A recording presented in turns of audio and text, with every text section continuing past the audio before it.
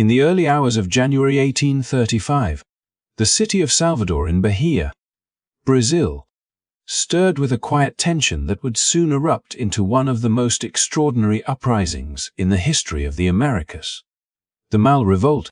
At first glance, Salvador was a city of vibrant colors, bustling markets, and a thriving port, yet beneath this lively surface lay deep divisions. The wealth of Bahia was built on the backs of enslaved Africans, and within this community a unique force was rising: Muslim Africans, and known as the Malê, who carried with them not only their faith but also a sense of discipline, identity, and hope for freedom. The Malê were distinct. Many were literate in Arabic, able to read and write at a time when literacy among the enslaved was rare. They dressed in white, carried symbols of their faith, and quietly organized under the watchful eyes of colonial authorities. In their gatherings, they spoke of liberation, of justice, and of a new order where their people could live free. What made this movement so remarkable was not just its religious foundation, but its daring vision to turn faith and unity into a weapon of resistance. By January 24, 1835, their plans were ready. The timing was intentional, chosen to fall during the sacred month of Ramadan, giving their struggle spiritual weight. As the night fell, hundreds of men prepared to march through the streets of Salvador, armed with knives, swords, and a few firearms. Their goal was nothing short of revolutionary: to seize the city, free the enslaved, and reshape their world. For a moment, hope burned brightly, like a flame against the darkness of oppression. But history is often shaped by both courage and tragedy. The revolt, though planned with precision, was betrayed and discovered before it could fully ignite. In just a few hours, the dream of freedom was drowned in violence as government troops responded with overwhelming force. Still, the legacy of that night endures. The Malê Revolt remains one of the most organized and daring slave uprisings in the Americas, a story that speaks not only of struggle but of resilience, faith, and the unyielding desire for dignity. On this channel, we explore stories like these moments in history that reveal the courage of ordinary people who dared to challenge extraordinary odds. If you find this story inspiring and want to discover more about hidden chapters of our past, please support us by liking this video and subscribing to the channel. Your support helps us continue to bring history to life, sharing stories that still matter today. And together, we can keep these voices from being forgotten. Salvador, the capital of Bahia, was more than just a picturesque coastal city in 19th century Brazil. It was a place where cultures collided and clashed, where the booming wealth of sugar plantations and international trade stood in stark contrast to the suffering endured by the countless Africans who had been forcibly brought across the Atlantic. And known as one of the largest slave trading centers in the Americas, Salvador was home to a vast population of African-born men and women whose daily labor sustained the prosperity of the elite. They filled the fields, the workshops, the kitchens, and the bustling streets, their presence so deeply woven into the fabric of the city that African traditions, languages, and religions could be heard and seen everywhere. Yet this vibrant cultural presence existed alongside unrelenting hardship, for most of these individuals lived as captives, denied autonomy, family stability, and the dignity of self-determination. To understand the tension that brewed in Salvador leading up to 1835, one must picture a city layered with contradictions. The wealthy white population celebrated European customs in ornate churches and colonial mansions, while the African majority, though marginalized, quietly held on to their ancestral identities. Enslaved Africans were not a homogeneous group. They came from diverse backgrounds: Yoruba, Hausa, Nupe, and many others, yet shared the bitter experience of displacement. Among them were those who adhered to Islam. The Malê, who carried a distinctive sense of community grounded in literacy, discipline, and religious devotion. For these men and women, Salvador was not merely a site of bondage. It was also a place where memory and resistance took root, where the rhythms of the marketplace, the call to prayer whispered in secret, and the stories of homeland became threads in a larger fabric of defiance. The city itself was alive with contradictions. Its port open to the Atlantic, welcoming ships laden with goods, but also haunted by the history of vessels that had once brought chained bodies to its shores. The architecture reflected colonial power.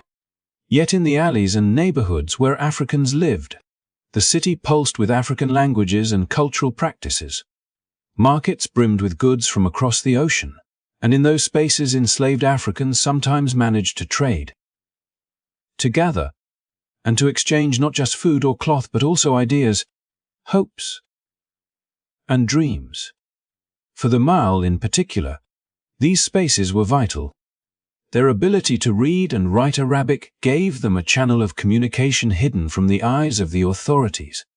Writings in notebooks and prayers inscribed on scraps of paper were not only religious expressions but also instruments of planning and solidarity. As Salvador's African population grew, so did the unease of the ruling classes. The elites lived with the constant fear of rebellion, aware that they were outnumbered in their own city. Previous uprisings in Bahia had already shown that the enslaved population was not willing to accept their fate silently, and this fear led to harsher regulations, more surveillance, and stricter punishments. Yet repression often had the opposite effect, pushing the oppressed to seek new forms of unity. For the Mal, faith became both fuge and weapon. Their discipline in prayer, their insistence on education, and their commitment to collective identity gave them a unique strength that many others lacked. By the early 19th century, Salvador had become a melting pot of faiths and traditions. But this diversity was not celebrated by those in power. The Catholic Church, dominant in colonial society, viewed Islamic practices with suspicion and hostility, while colonial officials feared that shared belief systems could become the foundation for rebellion. In truth, those fears were justified. For the Mal, Islam was not just about worship. It was a unifying force that transcended tribal or linguistic differences. It offered a sense of dignity in a world determined to strip them of it. And it provided a structure through which they could imagine freedom. Walking through the streets of Salvador at that time, one would have encountered the constant contrast between grandeur and suffering. The city's plazas were filled with official processions, but also with enslaved porters carrying goods, fishermen hauling in their catch, and women selling food to make a small living. In the night, when the wealthy retreated to their mansions, Africans gathered in backyards, kitchens, and modest houses, whispering prayers, singing songs of home, and planning for something greater than mere survival. These gatherings were not merely social, they were the birthplace of ideas that would culminate in rebellion. The Mal, in particular, distinguished themselves by their meticulous organization. They cultivated networks across the city, linking enslaved Africans with freedmen, blending the experiences of those still in bondage with those who had secured some measure of autonomy. Salvador, with its dense population and interwoven communities, provided the perfect environment for such connections. What the authorities dismissed as harmless cultural expression was, in fact, the quiet construction of solidarity. For the Mal, every prayer meeting was also a lesson in discipline. Every exchange of words in Arabic was a reinforcement of identity, and every gathering held the potential to evolve into coordinated action. The weight of oppression in Salvador was crushing, yet within that pressure emerged the determination to resist. Life in the city was a daily reminder of inequality. Africans toiled in the fields and streets, while the wealth they generated adorned the homes of their masters. The disparity was visible to all, and the very geography of the city reinforced it. The elite lived on higher ground, looking down quite literally on those who labored below, For the Mal, this landscape was not just a reminder of subjugation but also a challenge, a mountain to be climbed, a symbol of what must be overturned if dignity were ever to be reclaimed. Thus, Salvador on the eve of 1835 was a city alive with silent defiance. Its role as a slave trading hub had created a demographic reality where Africans were not a minority to be erased but a majority with a collective memory and an unyielding will. The Mal understood that their struggle could not remain hidden forever. They knew that faith without action would not be enough, and that the time was approaching when whispered prayers and coded writings would give way to open resistance. Salvador was more than the backdrop to their story. It was the stage upon which a profound drama of freedom and oppression would unfold, a drama that would echo far beyond its streets and into the pages of history. Among the vast African population of Salvador, there existed a remarkable group whose presence would shape the course of history in ways that the colonial authorities could scarcely have imagined. These were the Muslims, and known as the Mal, men and women who had been torn from their homelands across the Atlantic, but who carried with them a faith, a discipline, and a cultural identity that could not be erased by the chains of slavery. Unlike many of their peers who had been deliberately denied access to education, the Mal possessed a distinctive power: literacy in Arabic. This was not merely the ability to read religious texts, though that in itself gave them spiritual strength, but also a means of communication that allowed them to write, plan, and preserve knowledge in a form that their oppressors could neither understand nor easily control. In a society where literacy was rare, especially among the enslaved, this gift became a tool of resistance as much as it was a link to tradition. The Mal were not scattered individuals clinging to fragments of a lost past. They were highly organized, bound together by their religion and their shared experiences. In the alleys of Salvador, behind closed doors, or in the small dwellings where Africans gathered after long hours of labor, they found ways to pray together, to study, and to teach each other. To the colonial eye, these gatherings might have appeared as simple moments of fellowship, but in truth they were moments of profound significance, where spiritual devotion merged with a quiet determination to resist the structures that sought to dehumanize them.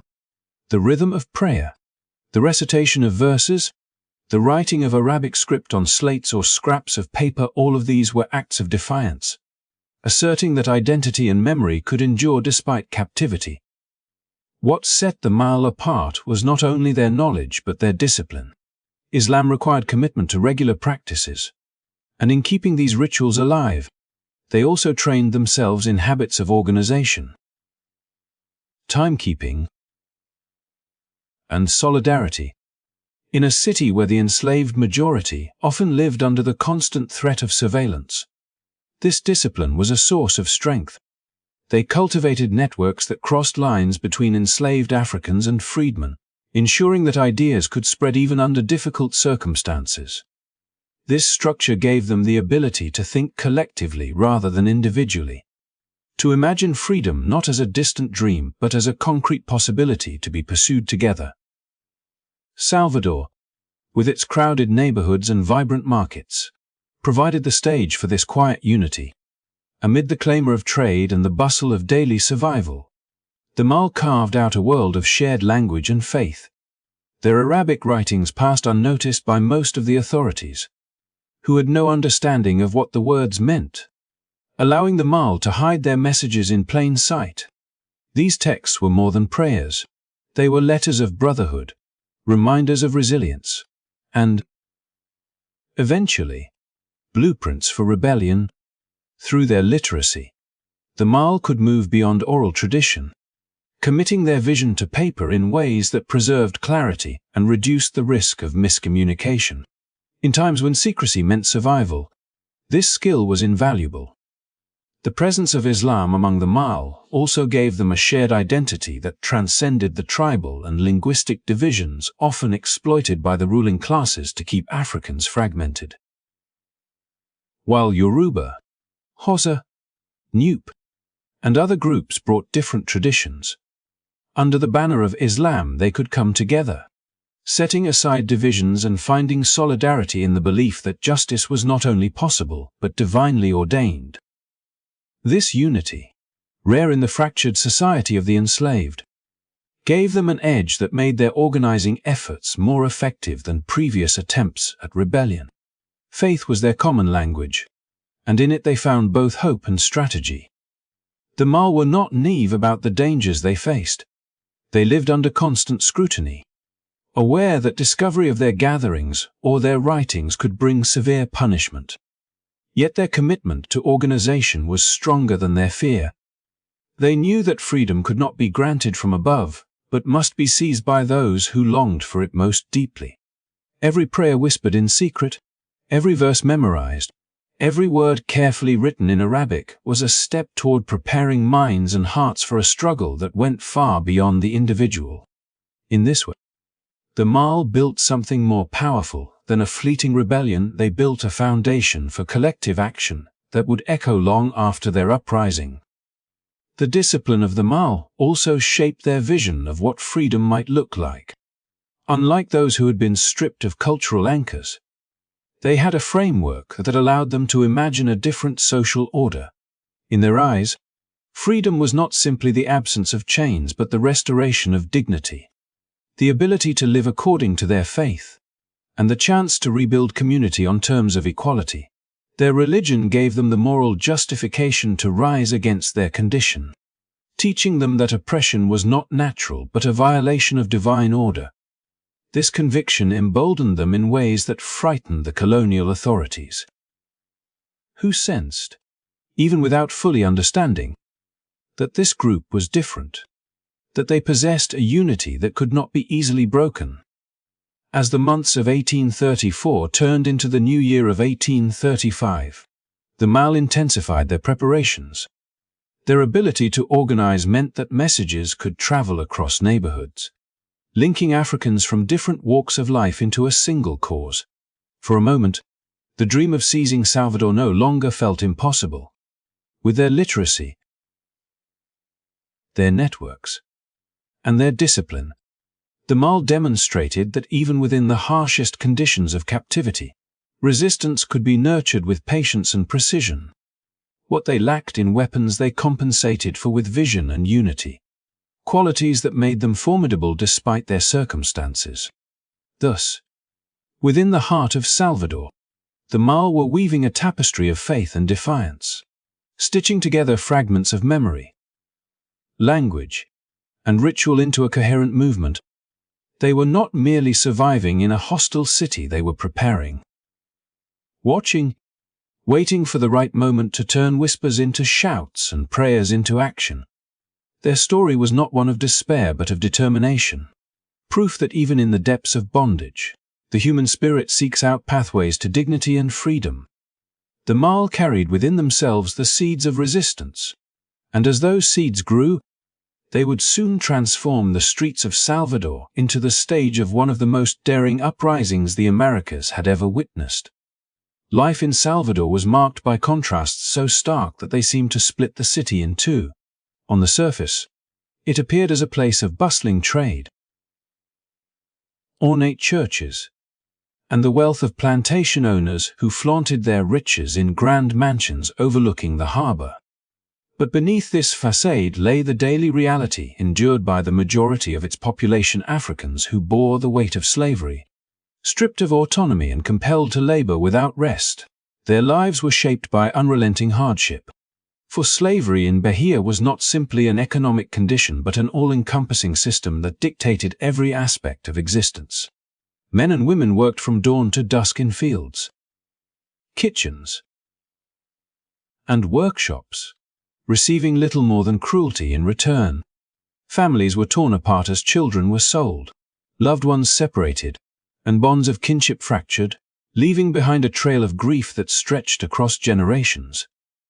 The brutality of this system bred resentment that could not be easily contained. Every lash of the whip, every act of degradation, every denial of basic humanity deepened the wound. The enslaved were made to witness wealth built from their own sweat, while they themselves lived in poverty.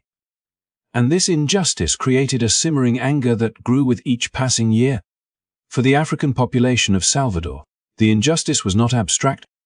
It was visible every time they were forced to labor for the benefit of others. Every time they were denied the dignity of choice.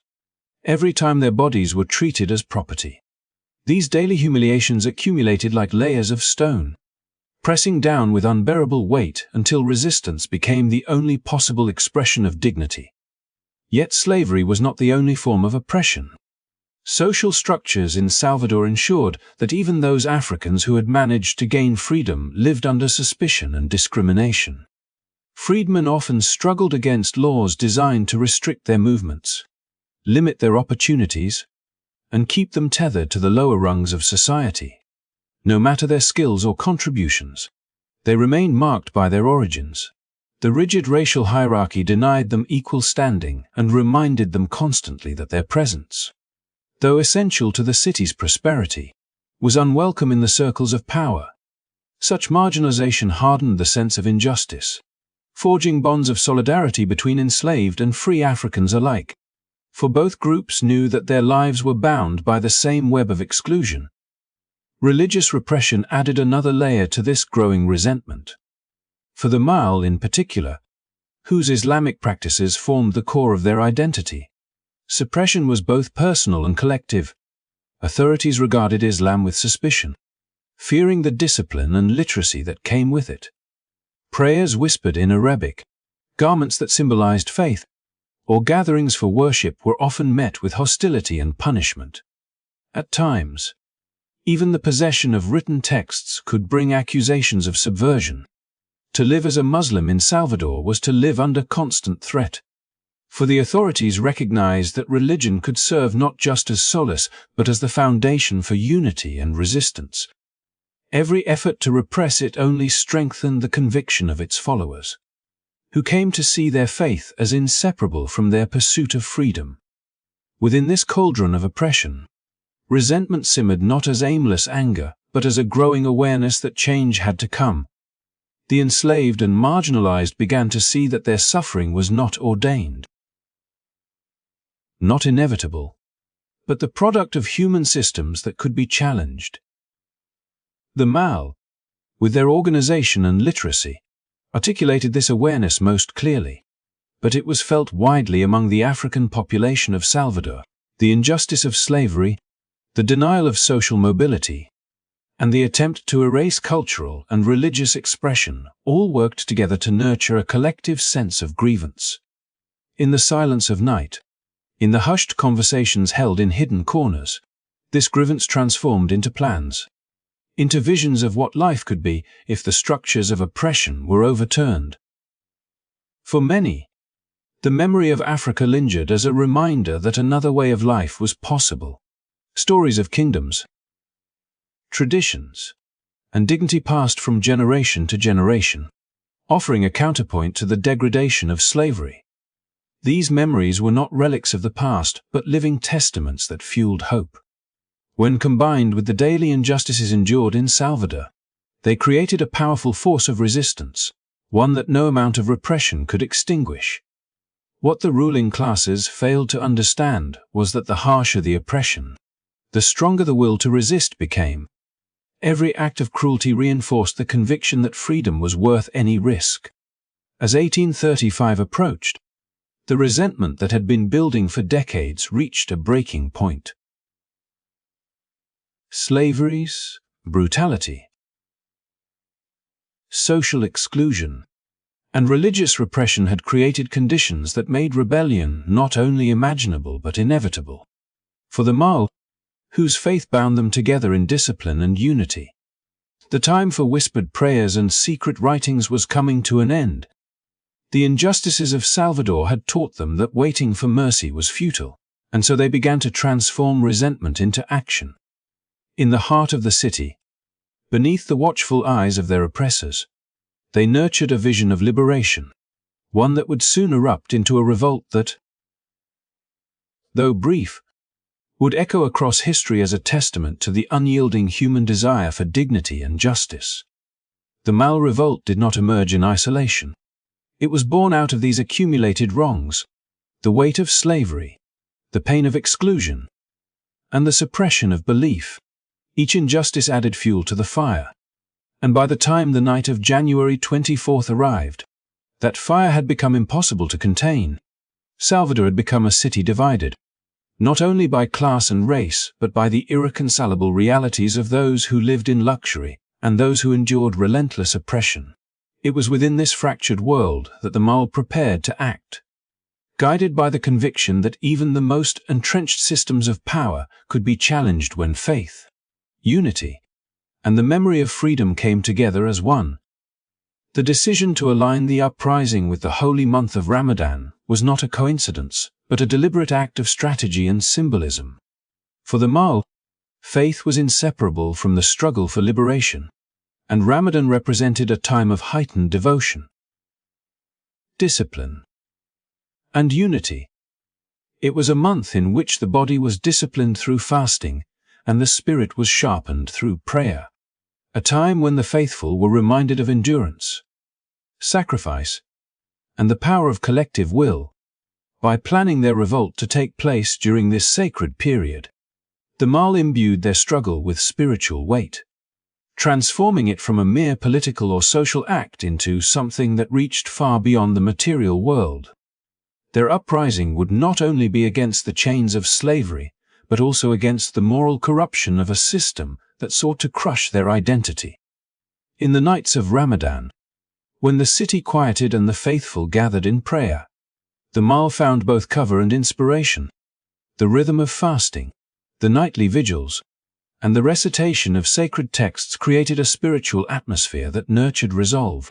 In such a climate, the act of resistance could be seen not just as rebellion against earthly masters, but as obedience to a higher calling. For men and women who had endured the lash of slavery, who had seen their faith mocked and suppressed, Ramadan offered not just solace but the perfect moment to strike. It was the season of renewal, a time to cleanse both body and soul. And for the Mal it became the season in which they would attempt to cleanse the city of oppression. The choice also reflected their deep understanding of symbolism and morale. By linking their revolt with Ramadan, they sent a clear message to their followers. This was not merely a fight for survival.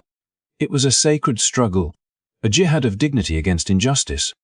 In a society where enslaved people often felt powerless, this framing elevated the uprising into something far greater, infusing it with divine purpose. Even those who feared the risks of rebellion could find courage in the belief that they were acting under spiritual guidance, that their sacrifices would be honored not just in history but in eternity. This infusion of faith transformed the revolt from a desperate gamble into an act of destiny, strengthening resolve in the face of overwhelming odds. Salvador itself seemed charged with tension during that month. The streets bustled with the usual commerce, but beneath the surface, whispers moved through markets, kitchens, and meeting places where Africans gathered after work.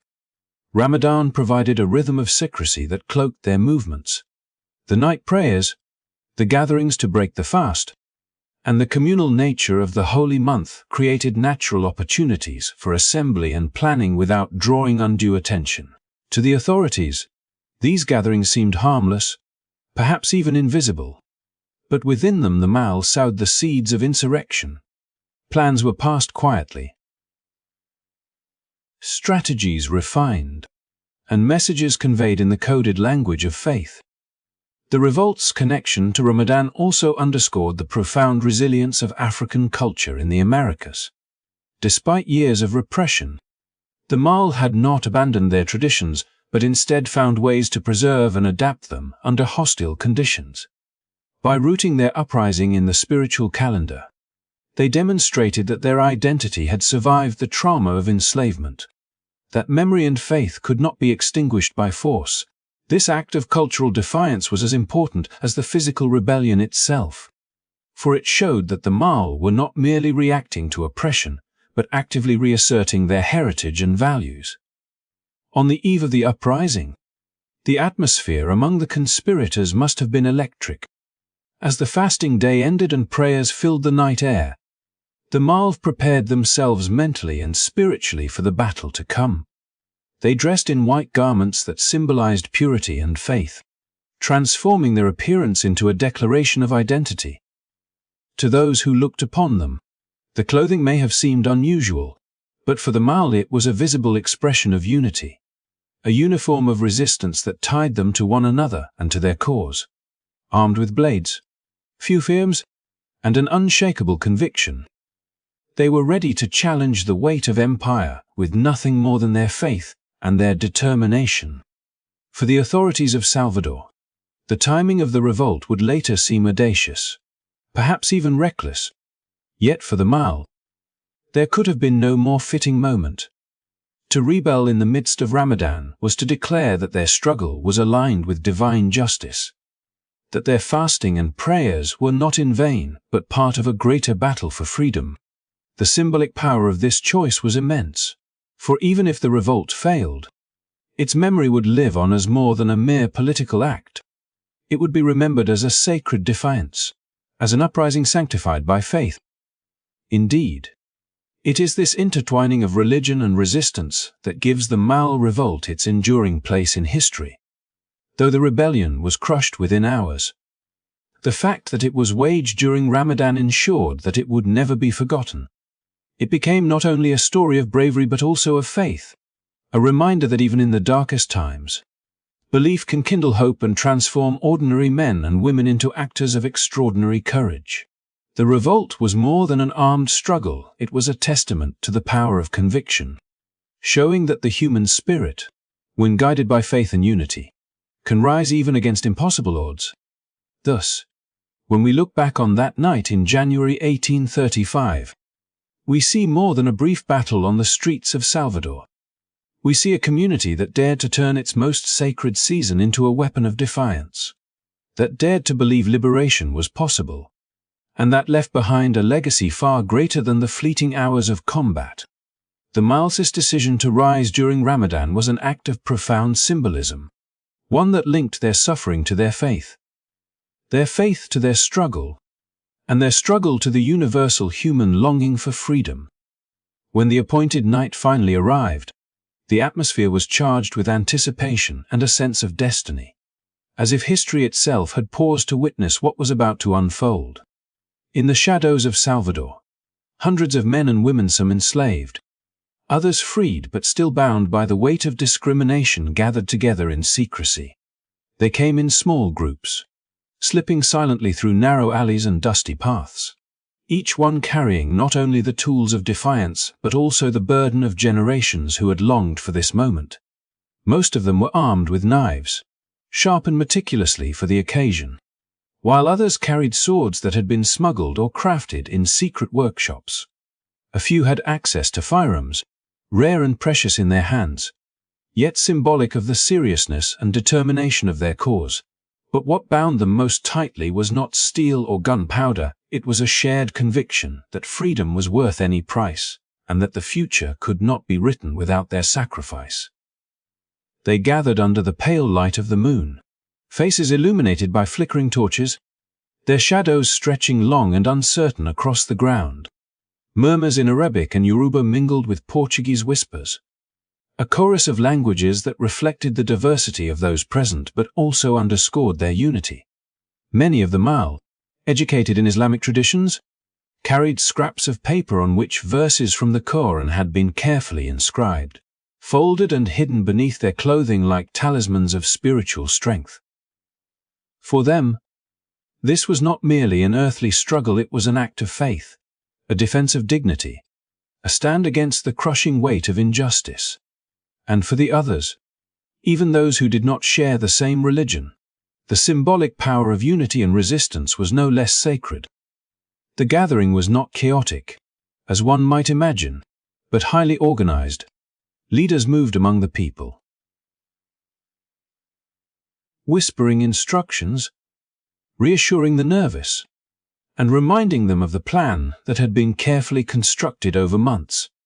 There was a sense of solemnity, as if every person understood the gravity of the night and the historical significance of their actions.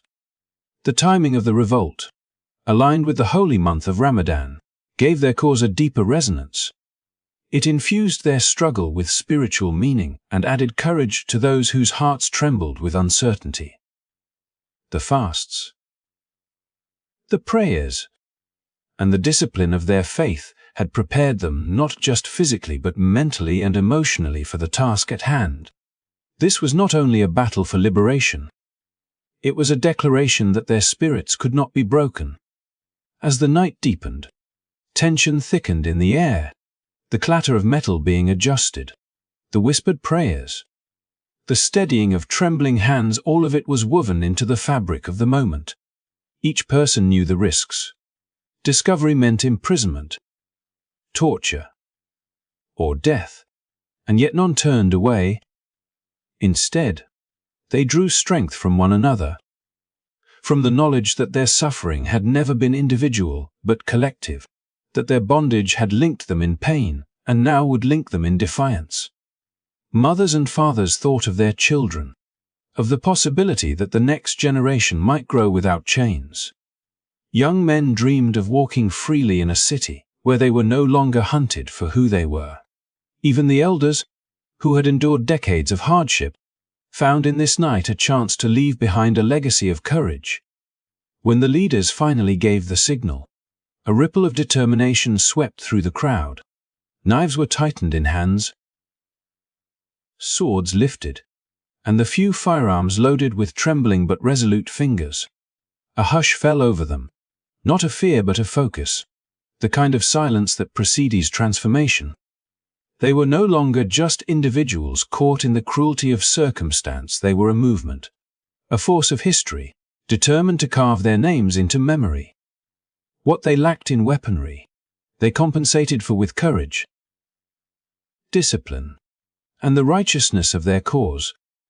Each step they took that night carried with it the weight of countless ancestors whose voices had been silenced, but whose dreams still lived in the hearts of their descendants.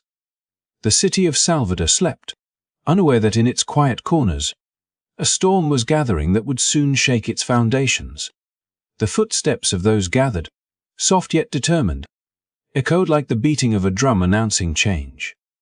Their knives gleamed faintly in the moonlight, their swords reflected the fire of torches, and their hearts burned with a fire no oppressor could extinguish. This was not just an act of rebellion, it was a proclamation that human dignity could not be denied, that faith and hope could sharpen steel and give strength to weary arms. And as they moved forward, united and unyielding, the night itself seemed to bend to their will, holding its breath as if waiting for the first spark of revolution to ignite. Clad in white garments that carried both spiritual and cultural significance, the rebels moved through the dimly lit streets with a sense of unity that transcended the hardships of their daily lives, their appearance creating an almost otherworldly image that set them apart from the society that had sought to silence their faith and erase their dignity. These garments were more than simple pieces of cloth. They were a declaration of identity, a reminder that even in a land where their voices were stifled, their heritage remained intact and unbroken. The whiteness of their attire spoke of purity and resistance, a visual bond that tied each participant to the sacred because they believed was worth risking everything for. To further strengthen this fragile web of solidarity, they used Arabic passwords, secret phrases whispered between comrades, subtle enough to avoid suspicion from outsiders yet powerful enough to weave a network of trust among those who shared the same perilous mission. In every hushed exchange, there was not just the reassurance of recognition, but also the acknowledgement of shared faith, struggle, and purpose. As they prepared for the confrontation that lay ahead, these symbols of unity became a source of courage, wrapping each participant in an invisible armor forged from memory, tradition, and belief. The streets of Salvador, which by day were filled with the bustle of colonial life, became a stage for a story of defiance unfolding in shadows and whispers, where every figure draped in white moved with careful steps, balancing the weight of fear with the urgency of hope. The Arabic passwords, carried across generations of memory, were not only tools of survival but also markers of a cultural lineage that refused to be extinguished. Each syllable spoken in secrecy reminded them that they were more than individuals lost in the tides of oppression. They were part of something larger, a continuum of faith and history stretching back to lands far beyond the Atlantic. Their garments and codes transformed the rebellion from a mere act of resistance into a sacred ritual, infusing it with layers of meaning that elevated their struggle above the immediacy of battle. The visual uniformity of the white garments created an unmistakable sense of solidarity, erasing the distinctions of origin, status, or personal history that might otherwise divide them. In those hours before the confrontation, one could imagine the quiet glances exchanged, the tightening of grips on blades and weapons, the silent prayers carried in the heart of each participant as they reaffirmed their readiness. The night seemed charged with a palpable energy, as if the city itself sensed that beneath the surface of silence lay the seeds of an uprising unlike any it had witnessed before. To outsiders, the sight of these men and women dressed in white might have seemed haunting or strange. But to those within the movement, it was a visible reminder of the sanctity of their mission. Their clothing was not just a disguise or uniform. It was a statement that they belonged to something greater, something that could not be reduced by chains or commands. The passwords exchanged in Arabic carried echoes of prayers and sacred texts, whispers that defied the enforced silence of their everyday existence. Every uttered word carried a dual purpose: to protect the group from infiltration, and to affirm that even in a foreign land where their faith was oppressed, their spiritual heritage thrived in defiance of erasure. In moments like these, when survival hinged on secrecy and recognition, the simplest exchange of words became a lifeline. A correctly spoken phrase could mean safety and belonging, while a misstep could expose the entire network to danger. Yet, the very act of entrusting their lives to these codes demonstrated the strength of their unity. It was not merely about distinguishing friend from foe, but about reaffirming bonds of loyalty that transcended fear. Within those whispered syllables was a defiance of the system that had sought to strip them of language, belief, and identity. As the rebels gathered, the city of Salvador remained unaware of the storm building in its midst. In the quiet moments before the first clash, there was a sense of solemnity, a recognition that what they were about to undertake was not only dangerous but also transformative. The white garments and the shared words of recognition served as reminders that they were carrying the weight of a community's hope, and that failure would mean not just personal loss, but the crushing of a dream nurtured across years of suffering. Yet, as the night stretched on, their resolve did not falter.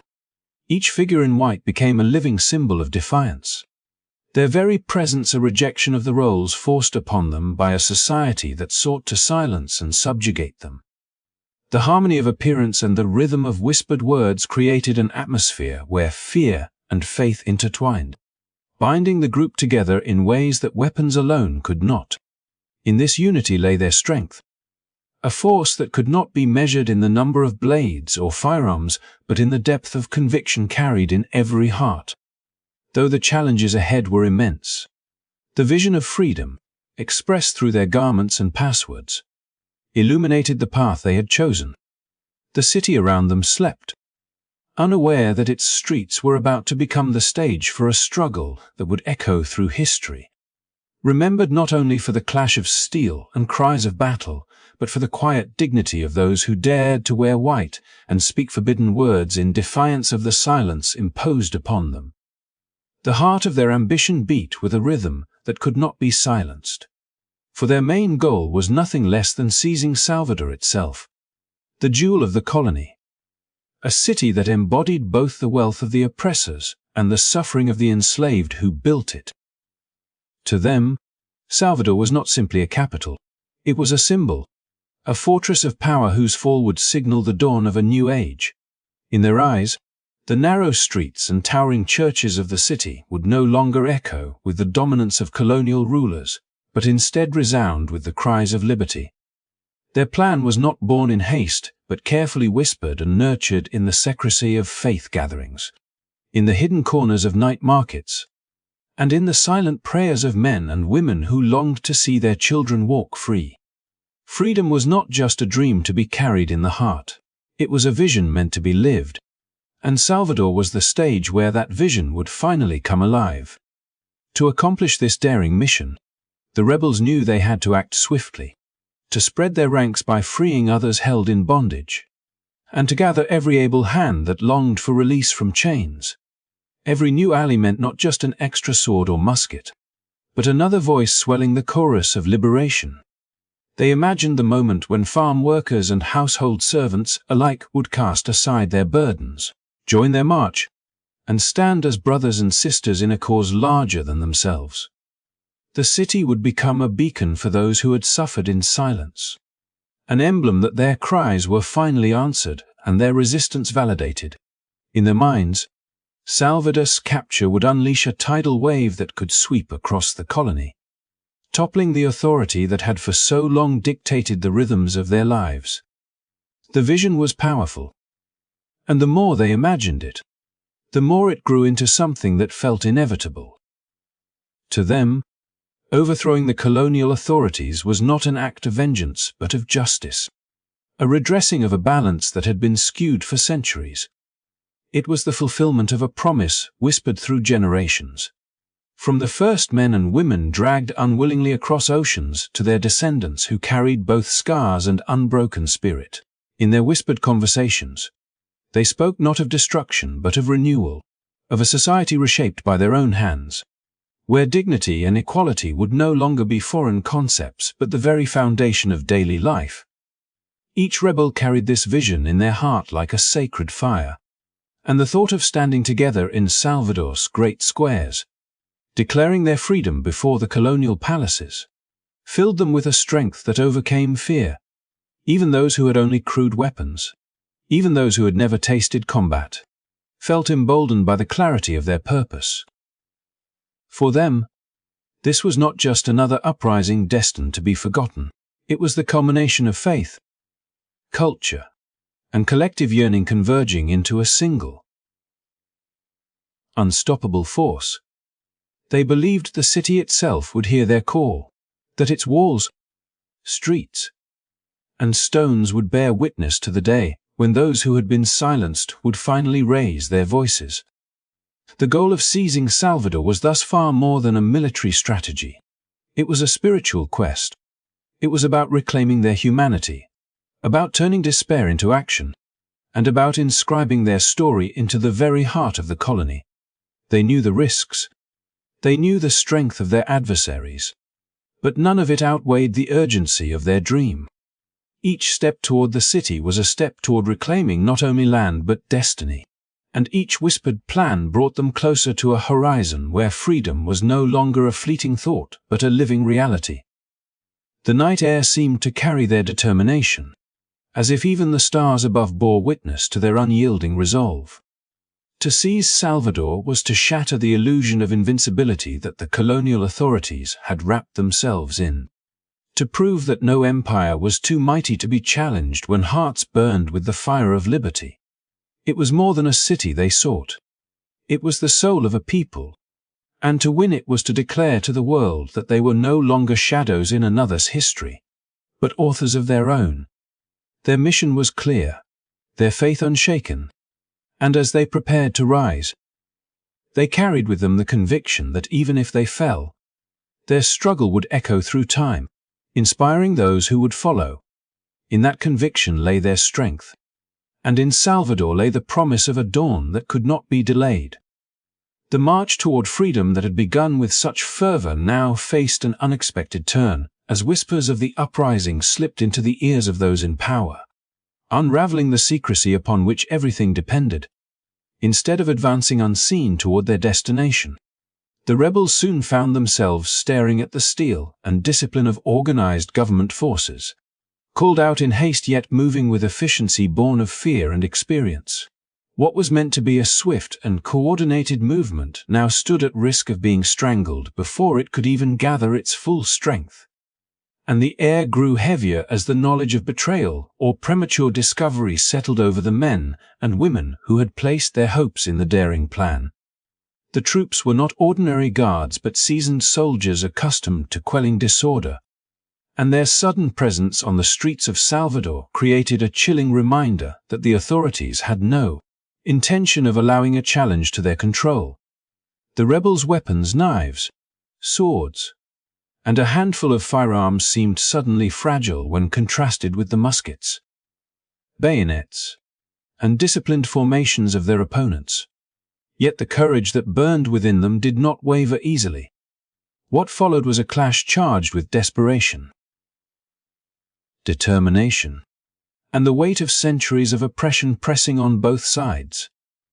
The authorities fought with the force of those protecting a system that gave them wealth and security, while the rebels resisted with the strength of those who had nothing to lose and everything to gain. Street by street, corner by corner, the sound of steel against steel and the crack of gunfire echoed through Salvador, startling citizens from their homes and forcing many to witness a struggle that was as much about ideas and identity as it was about territory. The defenders of the colonial order believed that their quick action had given them an advantage, but they had underestimated the spirit that fueled the rebellion, a spirit that came not merely from anger but from a profound yearning for a life free of chains and fear. Even when surrounded and pressed back, the rebels fought with a ferocity that astonished the soldiers, turning ordinary blades into symbols of defiance and transforming every narrow street into a potential battlefield where freedom could, if only for a moment, seem within reach. The confrontation was not merely physical but deeply psychological, as each side measured the other's resolve in the fire of combat.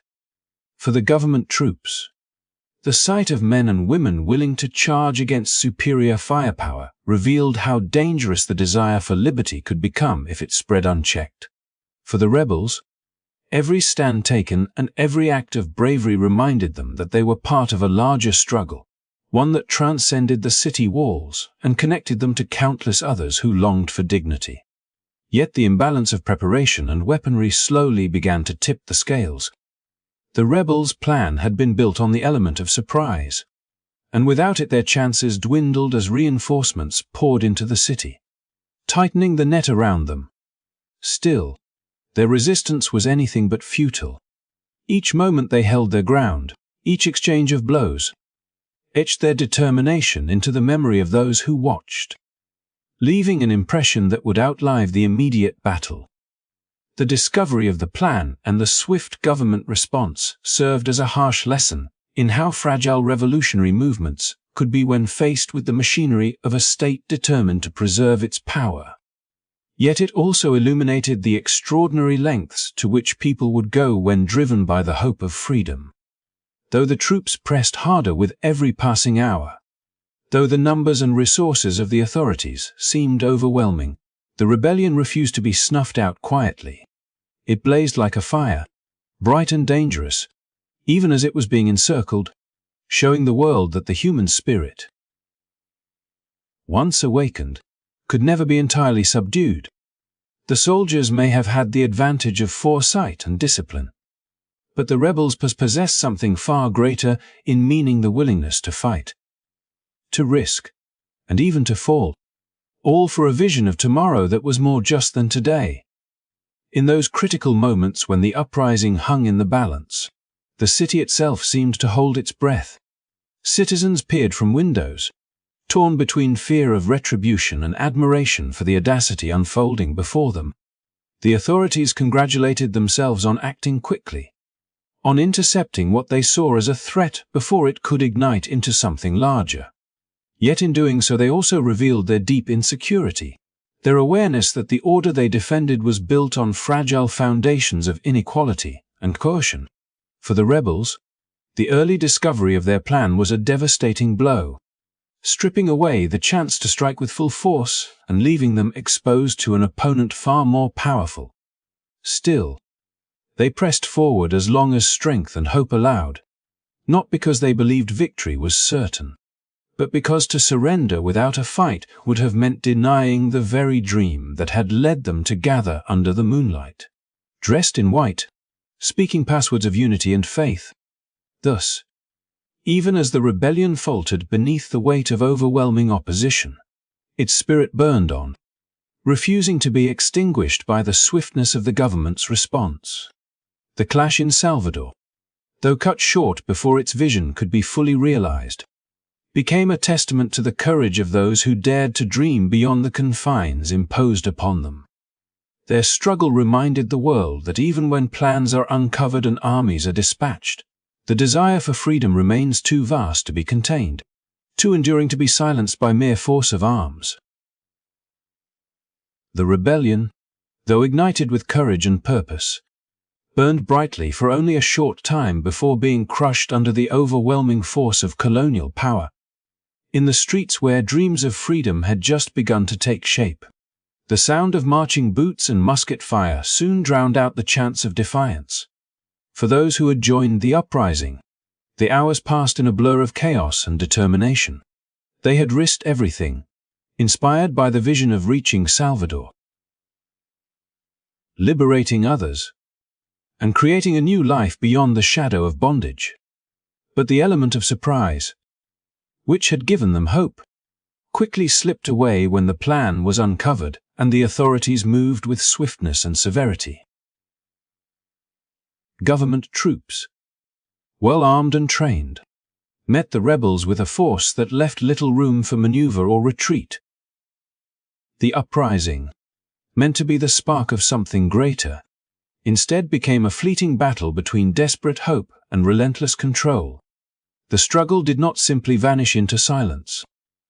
However, even in its brevity, the rebellion carried echoes that traveled far beyond that single day.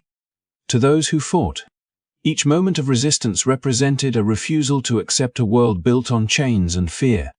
They knew the risks, yet still they chose to fight, their voices rising against a system that had long sought to erase their dignity.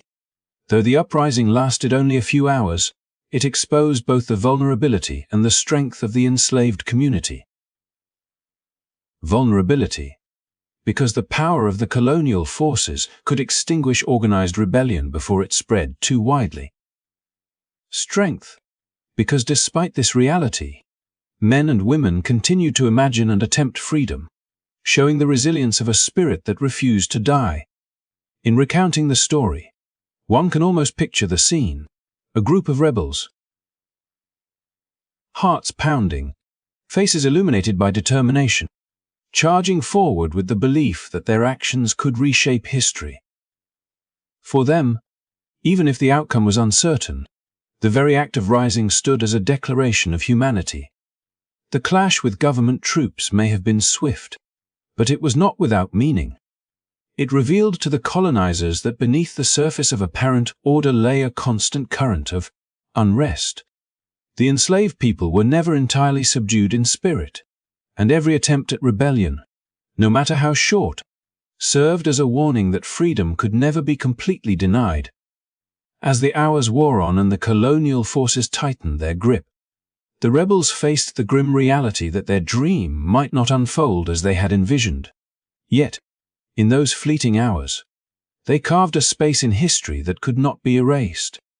The rebellion's suppression was intended to send a message of control, but it inadvertently highlighted the courage of those who dared to stand up. Instead of erasing their memory, the swift crackdown only ensured that their story would be remembered as a symbol of defiance. In the hearts of those who survived, and in the whispers that spread afterward, the tale of the rebellion grew, inspiring others to imagine a day when such courage would no longer end in defeat. The brevity of the rebellion also reveals much about the imbalance of power during that era. Colonial authorities held advantages in weaponry, organization, and immediate access to reinforcements. Against such might, rebels often had only determination, crude weapons, and the hope that momentum could carry them forward. When the uprising was discovered early, the chances of sustaining it diminished sharply. Still, the very fact that it was attempted showed the depth of longing for liberty. Even when faced with overwhelming odds, they chose to fight rather than remain silent, and that choice gave meaning to their sacrifice. The suppression may have silenced the streets, But it did not silence history. The rebellion became part of a larger pattern of resistance across the Americas, one of many sparks that together lit a fire that could not be contained forever.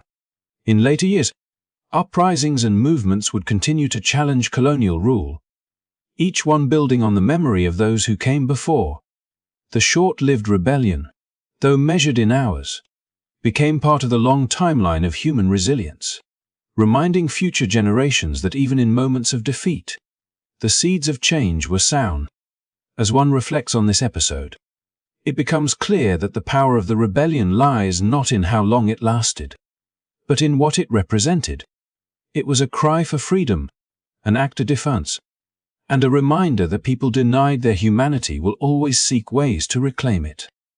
The authorities may have believed that swift suppression ended the matter, but history proves otherwise. The story endures, not as a tale of failure, but as a testament to bravery under impossible circumstances.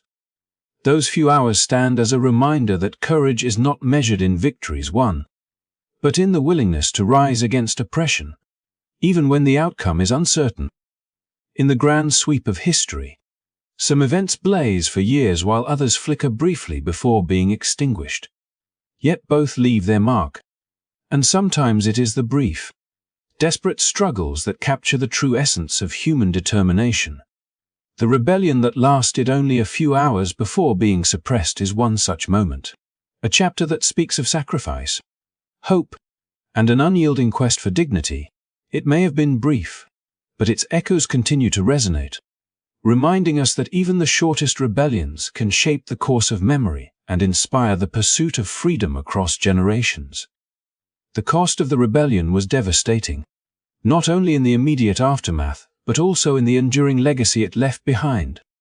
Historical accounts tell us that somewhere between 70 and 100 rebels lost their lives during the confrontation, a stark reminder of how swiftly dreams of freedom could collapse in the face of overwhelming force. Yet the tragedy did not end with the fallen. In the days and weeks that followed, more than 500 individuals were captured and imprisoned, their hopes extinguished as authorities sought to make an example of them. The numbers alone paint a picture of overwhelming loss, but behind each figure was a person with a name, a family, and a dream that would never be fully realized.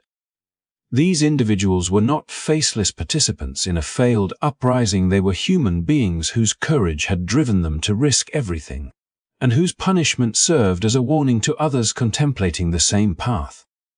The scale of arrests illustrates how deeply the authorities feared the potential spread of rebellion.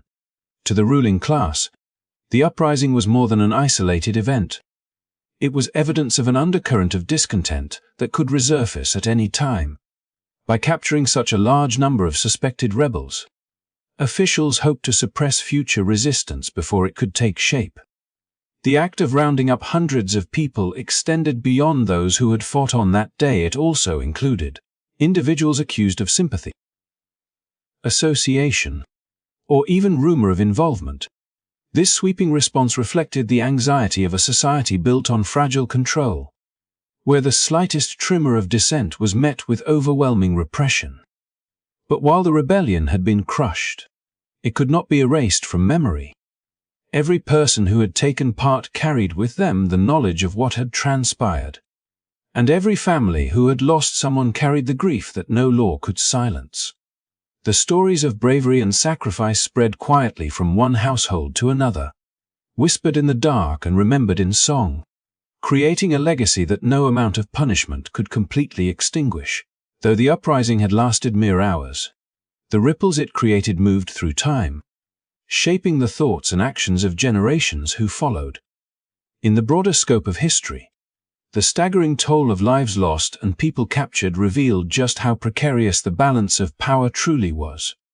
Those in authority may have celebrated their swift victory, but their actions revealed a deep fear of what could happen if unity and courage among the oppressed were ever to rise again. The punishment inflicted was not only an attempt to stop the present rebellion, but also a desperate measure to deter future ones. Yet the very severity of the response highlighted the strength of the desire for freedom. For if the movement had been insignificant, Why would such drastic measures be taken? The truth was clear. The rebellion had shaken the foundations of a system that relied on control and silence. And even in defeat, it left a scar that could not be hidden. The human cost cannot be overlooked. Imagine the sorrow of mothers who never saw their sons return, the anguish of children who were left without fathers, the despair of entire families torn apart in the aftermath. Each life taken or captured represented a thread cut from the fabric of the community, leaving holes that would never be fully mended. Yet from that pain also came resilience, as survivors carried forward the memory of those who had fallen, refusing to let their sacrifices fade into nothingness. The uprising may have ended in suppression, but in the hearts of many, it became a story of courage worth passing down, a testament to the will to resist even in the face of impossible odds. Thus, the rebellion's short duration belies its lasting importance. It was not the hours of conflict alone that defined it, but the aftermath that revealed the fragility of power and the depth of longing for freedom. Those 70 to 100 lives lost were more than casualties. They were symbols of defiance. Those 500 arrests were not merely statistics. They were evidence of a system desperate to cling to control. Together, they formed a narrative that echoed far beyond the battlefield, reminding future generations that the fight for dignity, though often crushed, was never entirely silenced. In the end, the rebellion's suppression underscored a painful truth about the era, that the cost of challenging the order was unbearably high, but the cost of submission was a slow erosion of hope. By paying such a steep price, the rebels ensured that their voices would not be forgotten.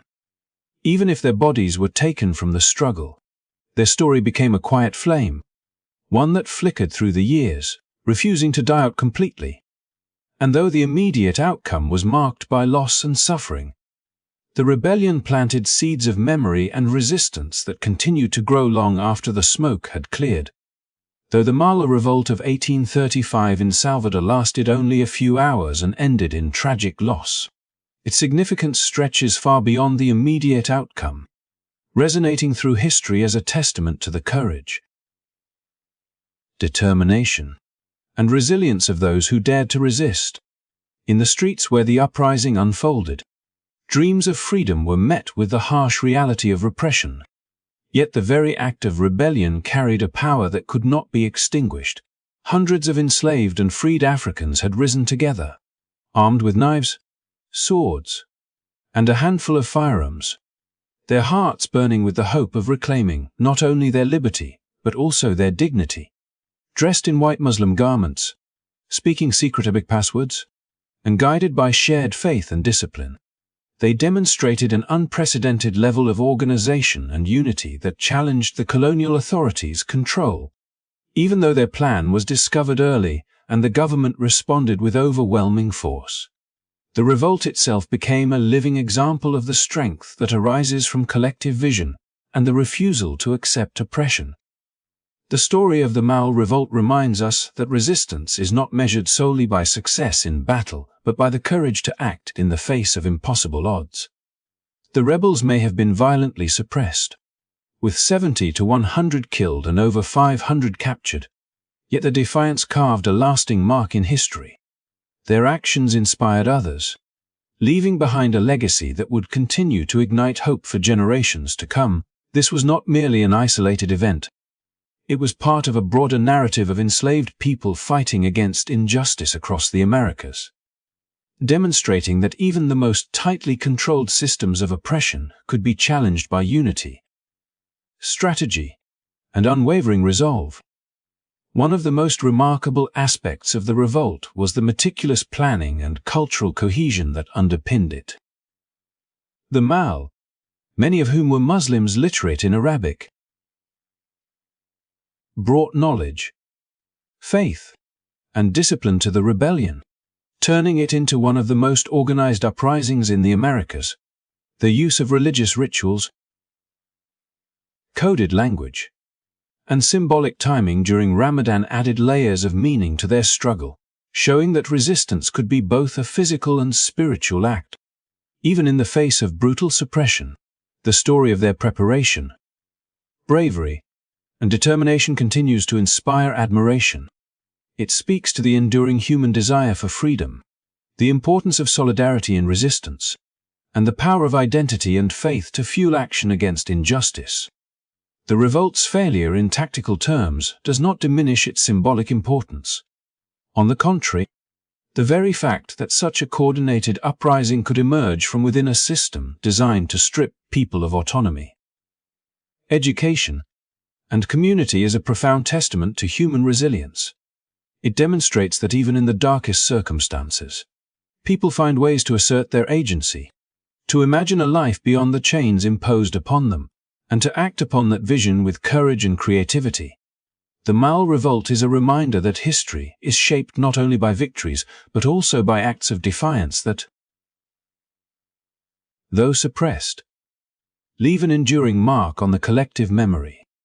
As we reflect on this episode, it becomes clear that the uprising's greatest legacy is its role as a symbol of resistance. It illustrates the lengths to which people will go to defend their dignity and the importance of collective action in confronting systemic injustice. The story of the Malê rebels transcends time and geography, offering lessons about courage, unity, and the pursuit of justice that remain relevant today. It reminds us that even when the odds seem insurmountable, the human spirit has the capacity to rise, to organize, and to resist. The bravery of the Malê rebels continues to inspire those who seek to challenge oppression in all its forms, showing that even short-lived acts of defiance can resonate across centuries.